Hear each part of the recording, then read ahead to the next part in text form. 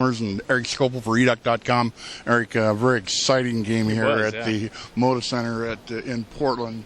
Final score, Oregon 71-64, yeah. 71-64. It was really a question of two halves. The Ducks sort of struggled in the first half, but really put together a great second half. In fact, it was really the last 10 minutes of the second half. Really, Oregon I think trailed 50-41 with about 12 minutes to go.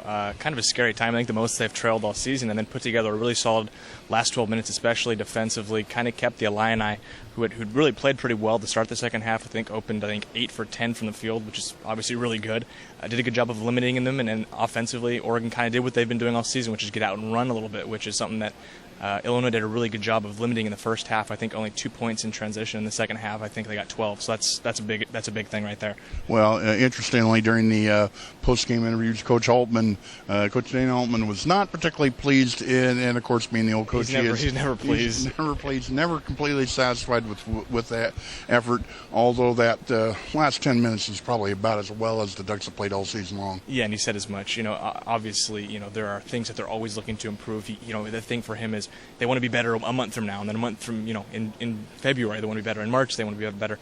He's not pleased with the effort today, but what he saw in the last 12 minutes, I think, kind of excited him. He was excited with the way they finished that game, and Illinois, I think, proved to be a pretty quality opponent. Have only lost 2 games this year and come from a good conference, so that's a win I think the Ducks can kind of tip their cap on, and of course moving to 9-0, which is their best start since 2006. Well, there are certainly moments during that game, particularly and in the second half, where the game could have got away from the Ducks, but the Ducks, Coach Altman was calling some great strategic timeouts, and I think I mentioned to you up on press row that it was, not win the day, but win the minute. Yeah, and they needed to there because they fell down, like we said, 9 points there with about 12 minutes to go, and you could kind of tell in the crowd here. And first off, credit to the Illini and their fans. I mean, they had quite the cheering section here, and I think Oregon fans got a little bit nervous there when they got down 9 points. But again, credit both to Oregon and the fans for really kind of refocusing and getting into the game there and kind of willed themselves back.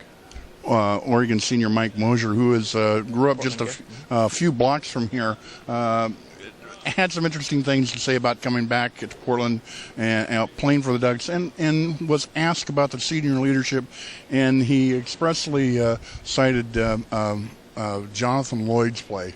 Well, and Lloyd came up huge once again. I mean, actually, on Thursday during media availability, Moser said Lloyd was the best point guard he'd played with in college. So that's, first off, quite the accolade to get from somebody who's played with some really good players. But Lloyd, again, I mean, that final minute was about as good as he could play. Hit the big jump shot to put them up 5 with about 30 seconds to go. Hits the clutch free throws and then steals it there with about 12 seconds to go to really put it away. And it's great to see a kid like that who struggled so much last year really kind of find himself in his senior year and finishing off so well.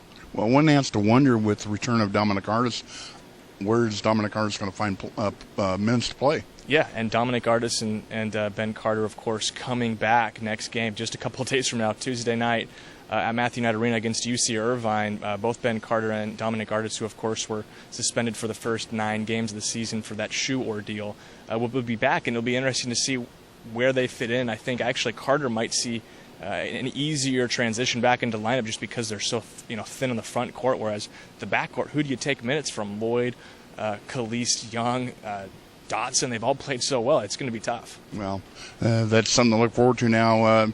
We're sort of getting at the end of the out-of-conference schedule.